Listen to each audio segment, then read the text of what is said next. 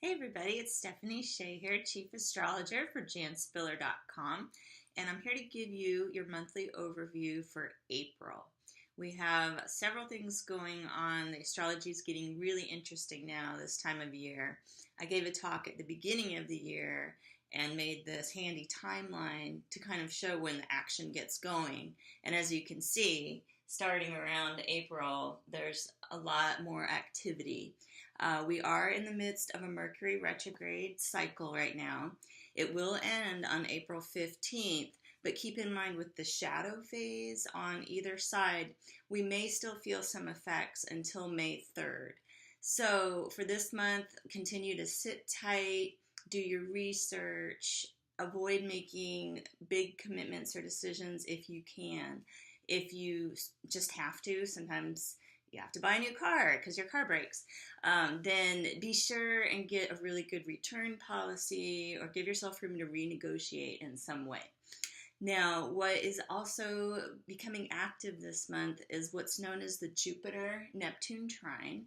This is some astrology that we had a sneak preview for back in November of 2017. And Jupiter's in Scorpio, Neptune is in Pisces. These are both water signs. This is very emotional and spiritual astrology. And with both of these planets working together in harmony, it's going to add a more peaceful feel to the month. Jupiter in Scorpio has been hard on a lot of people because it expands the energy of Scorpio, which wants to get to the root of problems. So this is very useful, but it can also be very intense. So Neptune will come in with some healing energy, some forgiveness, compassion, and access to our higher selves, to your higher power, to really help you navigate this time and feel that we're part of a bigger collective. We're not in this alone. So I'm looking forward to this astrology. It's also really good for creative people. Both Neptune and the sign of Pisces have to do with creativity. And so this is going to be a good time to work on your creative visions. Some of the other important astrology this month is going to be the new moon in Aries on the 15th. The Aries new moon is always a big deal every year because it's the first sign of the zodiac. So new moons are new beginnings. It really kicks off things kind of like the spring equinox did with the sun moving into Aries. Now this is our Aries new moon.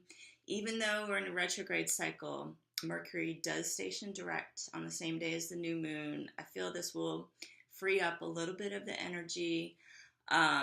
Definitely write down your intentions, but be prepared early May to reread your list, and maybe there's a few things you're not so sure you want actually after all. And you can tweak your existing plan. The full moon this month will be in Scorpio.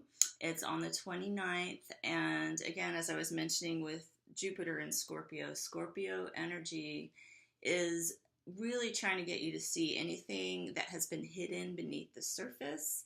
It's an excellent time to review your finances. Scorpio rules shared resources. If you're trying to redo your budget, get to the bottom of where's my money going, or where's my partner spending their money. These are great things to analyze. And also Scorpio rules sex and intimacy, so there will be a lot of kind of illumination around these topics within relationships around the time of the full moon. So it's an active month, but also a reflective month. I would just take things slowly. It's a really good time to be thorough. There's a lot of Aries energy. People are excited and they want to get new things started, which is great. However, I would advise just keeping it steady and giving yourself time to process anything you're feeling around this time. It's not a time to rush forward without thinking about how your decisions might make you feel. And as a matter of fact, it's a great time to go back. And if you've made a decision that just doesn't feel right, go back and reanalyze what you've been doing, and it's okay to change your mind. It could set you on course in a better direction. So I hope everybody has a wonderful April. We're heading into some heavy retrogrades over the summer. As you can see, Mars will be going retrograde at the end of June. Venus is retrograde in the fall, and in between we'll have one more summertime Mercury retro. So there's very few windows between now and fall where we're not in the shadow of some inner planet retrograde or the other. So just keeping that in mind, it doesn't mean you have to hide under your covers or anything like that.